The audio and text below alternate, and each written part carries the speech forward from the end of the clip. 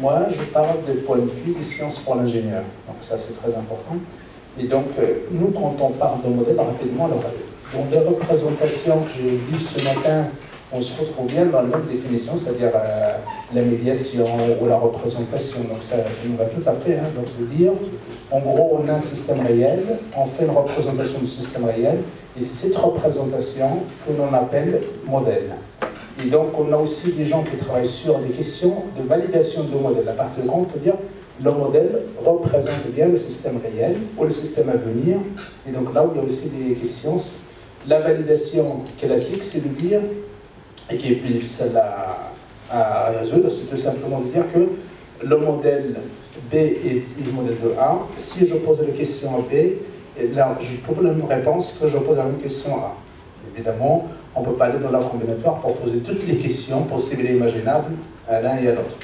Mais il y a après donc des techniques plus de validation plus formelles. Mais encore une fois, c'est vraiment le point de vue des sciences de l'ingénieur. Alors, quand on parle aussi de la simulation, donc on parle de la simulation, rapidement, c'est un outil qui permet de répondre à « que se passe-t-il si ?» Donc nous, on utilise la simulation dans ce sens-là, c'est-à-dire, voilà, j'ai un modèle de système, je vais faire des simulations et des projections. Je vais donc utiliser le simulateur comme représentation pour dire, voilà, je modifie tel paramètre, qu'est-ce que j'obtiens à la fin, je modifie ça, qu'est-ce que j'obtiens à la fin. Donc on est dans ce point de vue-là. Alors, j'avais prévu donc en présentation modéliser, simuler quoi et pourquoi, donc on va essayer de répondre à ces interrogations, même si on a déjà des bouts de réponse à travers des présentations de ce matin. Et puis après, donc, les méthodes et outils, parce que, bon, en gros, qu'est-ce qu'on utilise comme outil, comme méthode habituelle. Et je vais essayer de m'attarder un petit peu plus sur des cas d'application, des choses que l'on modélise. Alors, juste, peut-être avant de commencer, quand on parle de modèle, on peut avoir du modèle d'un point de vue simulation informatique, mais on peut aussi avoir des modèles, selon l'esprit, qui permet de représenter physiquement soit un atelier ou un système de production ou autre, un autre système, mais de manière physique. Typiquement, c'est... Alors, moi je viens de l'unité de Montreuil. L'unité de Montreuil, on a une petite entreprise, une petite usine modélisée, qu'on appelle usine modélisée, qui permet de produire des stylos. Et donc, les étudiants travaillent dans cette usine-là, et on dit modéliser dans le sens où on essaie de reproduire la même chose que ce qu'on peut retrouver dans un système réel, dans une entreprise réelle. Et donc là, c'est une autre manière de modéliser. Alors, simuler, modéliser, simuler. Alors, évidemment, l'idée, c'est pour ça l'idée de la provocation, c'est-à-dire de dire que nous, les objets qu'on simule, on est toujours dans le système input-output. C'est-à-dire, on a des entrées, soit de la matière première ou autre, et puis après on sort donc un produit, un bien, un service. Soit on s'intéresse à la modélisation dans le cas d'un système existant, donc le système est déjà là, l'entreprise est là, donc on essaye de faire une représentation pour pouvoir travailler, pour dire je peux améliorer les performances de ce système-là, je peux le piloter, je peux l'optimiser, donc c'est une optimisation. Et donc là, c'est la première image que vous représentez donc, tout à l'heure. Et donc le deuxième point d'évolution peut être amené à utiliser la même chose, la modélisation en simulation, dans le cas où on est dans un nouveau système. Donc là, ça vous appelez ça science de conception. Dans la conception, dans l'architecture, donc en général, on part soit, typiquement, j'ai un plan d'usine, donc c'est vraiment sur le plan, et donc l'entreprise me dit, voilà, donc je vais produire 1000 pièces par jour, est-ce que l'équipement que j'ai et l'architecture que j'ai me permettra ou non de produire les 1000 pièces? Si oui, comment je peux configurer autrement mon équipement? Voilà donc une type de question. Donc on est dans la conception, le dimensionnement, vérifier les différentes configurations pour pouvoir répondre à ça. Donc ça, c'est les deux points de vue, mais les deux points de vue, donc on les a vus dans la représentation de tout à l'heure. Alors, comme je disais tout à l'heure, donc nous, l'idée de base, c'est de dire que c'est vrai que c'est une hypothèse forte de dire, voilà, le système que l'on modélise, c'est un système avec les entrées et les sorties. Donc les sorties, ça peut être un bien ou un service. Et donc si on ouvre la boîte, donc on va retrouver des composants que l'on appelle soit activités, ou processus, ou des machines. Donc, mais ça, c'est vrai. Le fait de faire cette hypothèse-là, c'est déjà un modèle en soi. C'est-à-dire que c'est une manière de réduire la réalité. Voilà, donc j'ai une réalité. Qu'est-ce que je vais regarder dans cette réalité? Qu'est-ce que je vais extraire comme connaissance pour pouvoir travailler dessus après, pour pouvoir faire la modélisation? Donc nous, habituellement, donc on utilise ça. Donc on dit voilà, donc c'est un ensemble d'activités, de processus.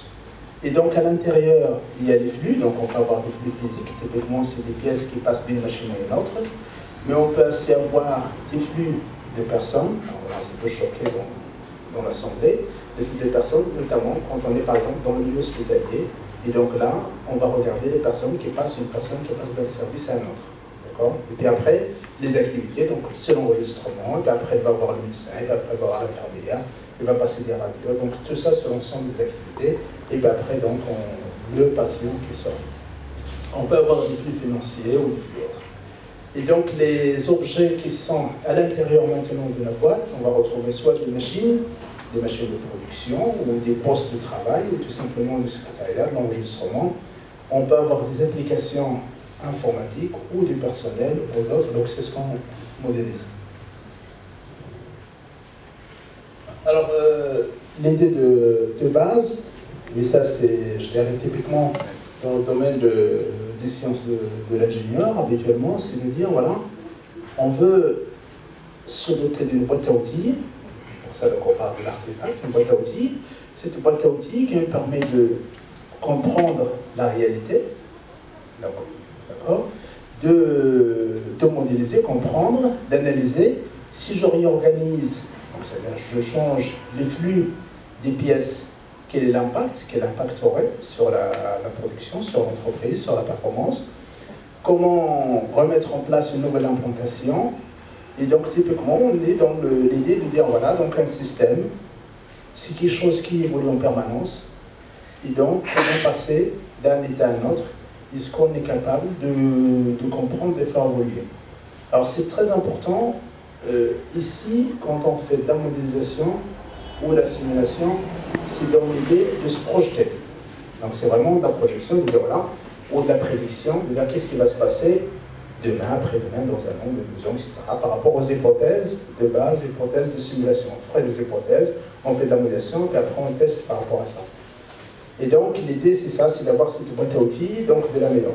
Alors donc généralement on appelle ça de l'aide à l'amélioration des performances, mais encore là, sur les performances, alors la difficulté c'est souvent de dire, de se mettre d'accord, ça veut dire quoi une performance, et qu'est-ce que ça représente, comment je peux la représenter, comment je peux l'évaluer. Alors, les outils, donc il y a des outils informatiques classiques, donc de simulation du flux, qui sont en commerce, qui sont d'ailleurs assez chers en général. Donc, les outils de simulation du flux, comme ProModel, ou IPS, ou Fixit, donc c'est des outils qui existent dans le commerce. Alors nous, la valeur ajoutée n'est pas là-dessus, c'est-à-dire que ce n'est pas sur l'outillage ou sur l'artefact qui permet de... Mais c'est plus, et c'est ça la difficulté, c'est de dire comment je peux passer d'une réalité au modèle, au système.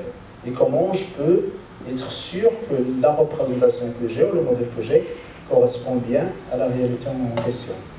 Donc c'est pour ça qu'on va retrouver d'autres objets qui font plus partie de la recherche, donc c'est ce que j'appelle méthode d'outils, comme la modélisation d'entreprise. Voilà, donc je veux modéliser une entreprise. Alors il y a énormément de travaux là-dessus, mais l'entreprise, comme vous le savez tous, c'est quelque chose qui est très complexe, et donc comment je peux modéliser. Donc je vais appuyer sur les normes, je vais avoir les entreprises, je vais avoir les... Donc généralement, pareil, donc dans la modélisation d'entreprise, on fait l'hypothèse en disant voilà, je vais m'intéresser à un point de vue. Je vais regarder uniquement, par exemple, le système d'information, ou bien je vais regarder uniquement les ressources, ou je vais regarder l'organisation, ou je vais regarder le plan économique. En gros, quand on arrive dans l'entreprise, modéliser l'entreprise, qu'est-ce qui m'intéresse et qu'est-ce que je vais représenter.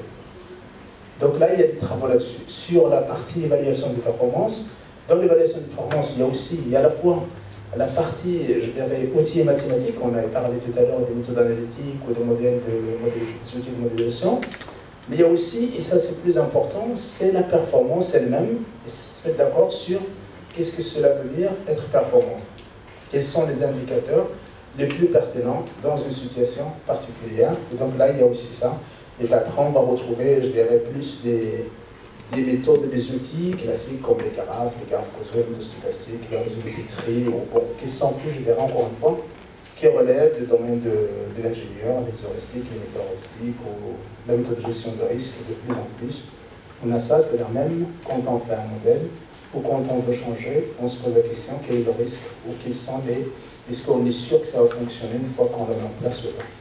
Et puis après, donc, une fois qu'on a l'outil et qu'on est d'accord que l'outil informatique, donc en particulier c'est sur Witness, il correspond aux spécifications ou bien au modèle de l'utilisateur de l'entreprise, on travaille après sur l'outil lui-même pour dire voilà, donc maintenant on va simuler les scénarios d'amélioration, les scénarios de fonctionnement, les différentes configurations. Après, donc évidemment, on n'est pas dans l'idée de la décision, c'est pas nous qui décidons, mais on donne par rapport aux indicateurs, voilà votre tableau de bord, et ça vous de choisir la configuration la plus adéquate. Voilà, donc typiquement, on va arriver à des simulations comme ça. Alors, je ne sais pas si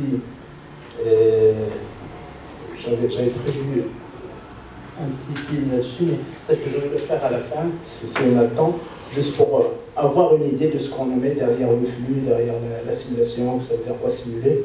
Donc, je le représenterai après. Donc, typiquement, c'est ça, c'est-à-dire, voilà, donc je vais représenter ici les machines, les différentes machines, les flèches, ce que vous voyez ici, soit ça peut être des flux de pièces, vous pouvez avoir du personnel, des personnes qui travaillent sur les postes, et donc qui dispatchent les opérations. Donc, on appuie sur la simulation, ça nous donne un ensemble d'indicateurs de fonctionnement, comme si ça fonctionne en réel. Alors, on peut imaginer une simulation sur 6 mois, sur 1 an, sur 2 ans. Alors, donc, on parle de 6 mois, c'est 1 an, 2 ans, évidemment, c'est par rapport à... Sur l'informatique, ça peut se faire en quelques secondes aujourd'hui.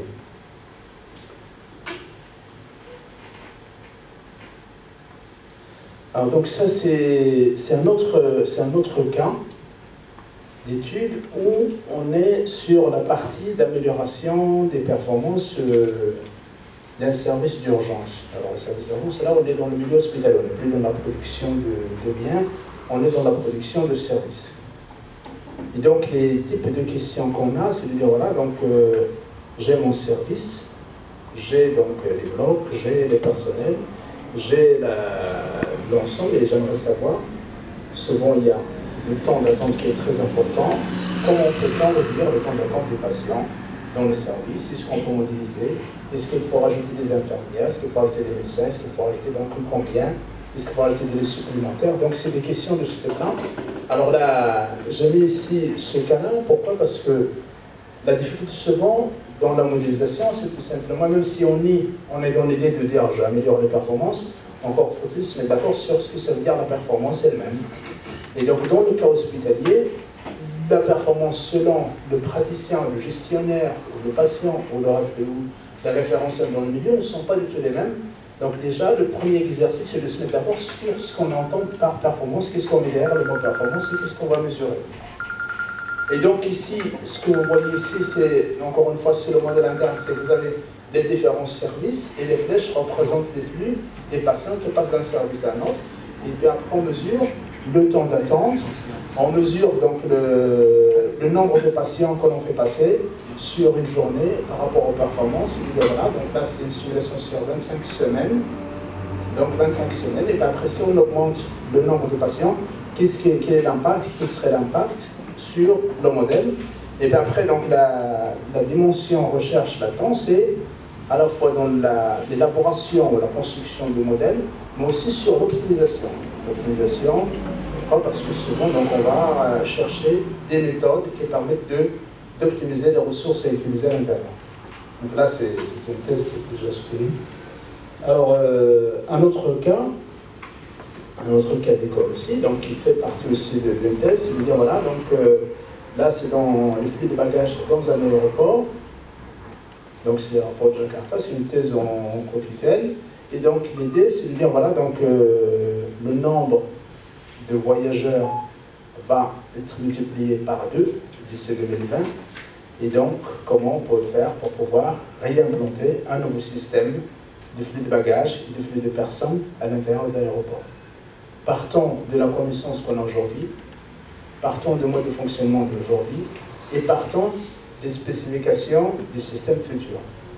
Alors pourquoi donc ici, ou dans beaucoup de cas, pourquoi on passe souvent par cette phase de simulation? Parce que tout simplement, on ne peut pas s'amuser à investir ou à jouer sur le système réel pour des raisons que vous connaissez. C'est comme un peu quand on fait le modèle sur les souris ou sur les cochons, donc c'est parce que c'est plus facile, c'est moins risqué, c'est moins cher d'un point de vue humain. Et donc là, c'était typiquement ça. Donc l'idée, c'est ça, c'est de dire, voilà, donc on a un système tel qu'il existe aujourd'hui. Le système tel qu'il existe aujourd'hui, donc il faut réimplanter, il faut redimensionner.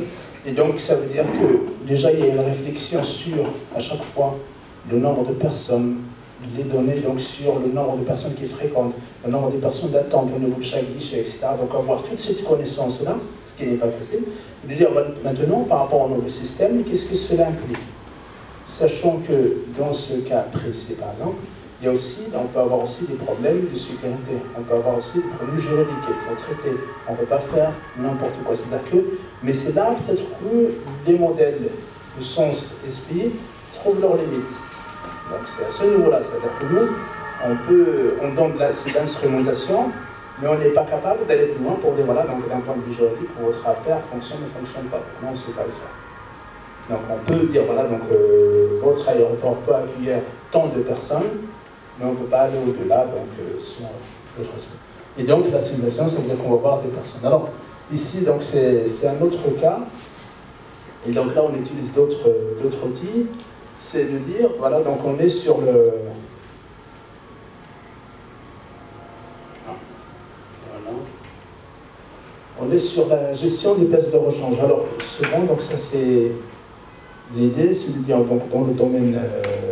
là, cette fois-ci, c'est dans le domaine plus, je dirais, militaire, entre guillemets, où les gens me posent la question en disant, voilà, moi, j'aimerais assurer la disponibilité de mes équipements, quoi qu'il arrive. Et donc, pour pouvoir assurer cette disponibilité, il faudrait que j'ai en permanence les pièces de rechange. Quand ma machine tombe en panne, quand le camion tombe en panne, il faudrait que j'ai les pièces de rechange. Et de plus en plus, sur les pièces de rechange, on a d'autres contraintes de dire, voilà, donc j'aimerais aussi utiliser les pièces de rechange qui existent déjà, c'est-à-dire des recyclées, ou bien des pièces de rechange toutes neuves. Et donc, quels sont les risques? Est-ce qu'il y a des risques ou pas? Est-ce que je dois dimensionner, parce que c'est des pièces qui coûtent très très cher? Est-ce que si j'en achète 3 ou 4, ça va me coûter cher si j'achète toutes neuves? Donc je vais acheter une partie recyclée et une partie neuve. Et donc à ce moment-là, quels sont les risques en cours? Pourquoi? Parce que mon objectif, c'est de dire, voilà, donc il faut absolument que j'assure la disponibilité permanente, maximale, 100%, tout le temps. Donc je dois être capable d'intervenir quoi qu'il arrive. Et donc est-ce que vous êtes capable de me dire combien de pièces de rechange je dois avoir, à la fois en neuve et en recyclé? Donc là, pareil, donc on va utiliser d'autres outils de simulation et de voir un peu sur l'impact sur la fiabilité du matériel. Donc on a des incertitudes sur la disponibilité. Et donc là, on est plus dans, je dirais, une modélisation, ce qu'on appelle nous stochastique, donc au probabiliste. On va partir sur des modèles probabilistes. Dans les autres, on est plus dans un modèle, ce qu'on appelle aussi déterministe, donc c'est-à-dire qu'on a toutes les données. Donc l'idée, c'est ça, c'est de dire, voilà, donc de manière générale, on part de la modélisation, le modèle qui peut être soit existant, soit sur la partie informatique, d'accord? À partir de ce modèle-là, l'idée c'est de l'utiliser pour pouvoir faire des simulations derrière. Donc ça veut dire qu'il faut imaginer les scénarios de simulation. À partir de là, donc, je vais faire de la simulation. La simulation qui me permet d'avoir un tableau de bord ou des tableaux de bord ou un ensemble des indicateurs que je mesure. Et donc l'idée c'est de plus en plus de dire, voilà, une fois que je peux confronter donc cette simulation par rapport au système réel, il peut y avoir évidemment des décalages. Il y a l'idée d'avoir aussi le retour d'expérience. L'expérience à la fois du système réel, mais de la simulation pour pouvoir injecter ce retour d'expérience, qui peut être cognitif ou statistique. Et donc j'intègre ça au moment de la simulation et dans le modèle de simulation. Voilà un peu la démarche générale. Alors je crois que j'avais juste, parce que mon fils il faut savoir s'arrêter. Alors juste, voilà, donc en gros c'était comme ça, bon ça c'est quelque chose qui est classique, voilà, donc vous avez un système de production qui n'existe pas encore, donc on va faire un plan de ce système-là, donc on va voir, donc quand on parle des flux, donc c'est ce qui circule d'un poste à un autre, donc il y a des moyens de manutention, il y a le dimensionnement au niveau des postes, et donc face donc à cette simulation, donc qui est la plus proche possible de la réalité, on va dégager un ensemble d'indicateurs, voilà, donc maintenant, le type de scénario, c'est de voilà, donc au lieu d'avoir ce poste à cet endroit-là, je le mets à l'autre endroit, quel serait l'impact et qu'est-ce que je vais gagner, qu'est-ce que je vais faire par rapport à ça. Alors de plus en plus, vous allez avoir, on a plusieurs flux, donc à la fois des flux d'informations, des flux de personnel, des flux de matière. D'ici là, on va utiliser d'autres outils, d'autres artefacts comme, alors on en a parlé un peu des systèmes multi-agents. Donc des agents pour gérer le matériel, pour gérer l'informationnel, pour gérer donc le financier, pour gérer les différentes choses. Voilà, donc je vous remercie, donc je crois que le temps est largement dépassé.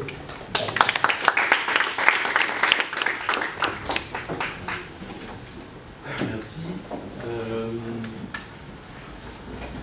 Pour faire un lien avec la présentation de Robert Leboeuf ce matin, j'aimerais bien vous poser une question sur les données qui sont un peu les inputs d'une simulation en général. On a vu ce matin dans le cadre des systèmes d'évaluation géographique qu'il y avait des grandes bases de données à traiter et à croiser. Est-ce que dans les cas industriels ou hospitaliers que vous avez eu à étudier, il y a aussi de grandes bases de données, et est-ce que les personnes qui s'adressent à vous ont un souci particulier de la qualité de ces données? Dans les études qu'on a fait ici, on part toujours évidemment d'un historique, c'est-à-dire l'ensemble des données. Alors la plupart du temps, pour pouvoir avoir les données, il y a un travail supplémentaire qu'il faut faire. Par exemple, si je prends le cas de l'hospitalier. Donc l'hospitalier, on est obligé de partir de l'historique, mais aussi d'observer le fonctionnement et de prendre des mesures d'un certain nombre de patients sur une période, pour pouvoir construire notre base de données. Pourquoi? Parce que la plupart du temps, les gens, instantanément, ils ne vont pas prendre des notes pour savoir tel patient, il a passé 5 minutes ici, il a passé 1 heure ici, etc. Donc on est obligé de partir de ces données-là. Dans le cas, je n'en ai pas parlé ici, dans une entreprise où on avait des problèmes de maintenance, comment passer de la maintenance, etc. Donc il y a des demandes d'intervention, on est obligé aussi de partir des données. Alors c'est vrai qu'on a souvent le problème, c'est que les données qu'on a sont incomplètes, ou ne sont pas toujours cohérentes. Donc il y a un travail qui est à faire sur la cohérence, sur la complexité de données avant de passer par la simulation. C'est pour ça que dans les travaux qu'on fait ici, la première étape, dès qu'on a le modèle, la première phase, c'est déjà de valider le modèle. Cette validation, la plus simple, c'est de valider avec les utilisateurs en ligne, c'est-à-dire ceux qui détiennent les données. Pour dire, est-ce que les données que j'ai, moi je les ai formalisées, je les ai représentées, est-ce que ça correspond bien à ce que vous savez ou pas. Une fois que j'ai cette validation, je peux aller vers la simulation. Mais la phase la plus difficile, le nœud du problème, c'est celui-là, c'est justement de disposer de données et de données cohérentes avant d'aller plus loin. Je ne sais pas si j'ai répondu. Je n'étais pas là dans l'ensemble de la présentation, mais... Oui. Juste, comment est-ce que vous greffez les dimensions parallèles ou inférentes autour de chaque module? C'est-à-dire qu'on voit bien qu'une caisse, c'est pas seulement un poste où circulent des produits, c'est des temps de pause à gérer, c'est des relèves de... Enfin, il y a plein de paramètres fonctionnels et symboliques et humains. Donc comment est-ce que vous rattachez, parce que c'est une question bête, mais quand on a une maquette, on a envie de rattacher des éléments, hein. Est-ce que c'est possible? Est-ce que c'est pensé? Est-ce qu'on peut multidimensionnaliser ce qui est en jeu et qui est validé dans le modèle des données dont vous veniez de parler. L'humain, c'est vrai que la limite du travail ici, c'est que souvent on fait des hypothèses fortes. Et donc la plupart des travaux qu'on a, c'est de dire par exemple, l'humain, c'est une ressource qui sera, et donc cette ressource-là va mettre 1 heure, 2 heures, 5 minutes, etc. pour faire un travail, et s'arrêter là. Et donc on ne sait pas aller plus loin. On ne sait pas aller plus loin. La seule chose qu'on essaie de faire, c'est tout simplement de dire, voilà, donc sur la base de l'histoire, on va rajouter un pourcentage d'incertitude parce que, bon, l'humain nous dit qu'il met 1 heure, mais ça peut être 1h10, 50 minutes, donc on ne sait pas. Donc on fait des hypothèses de travail pour pouvoir aller plus loin. Mais il est vrai, donc nous, quand on s'intéresse à l'humain, donc ici on peut mettre plus comme ressource, on essaie aussi d'intégrer d'autres dimensions, comme la compétence, comme la motivation, comme la disponibilité. Mais ça reste toujours, évidemment, pour qu'il y ait des gens comme vous qui sont dans les sciences humaines. Donc si je parle de ça, vous allez me dire, vous n'avez rien compris à l'humain. Donc, mais on fait des hypothèses. C'est des hypothèses assez fortes en général pour pouvoir avancer. Merci.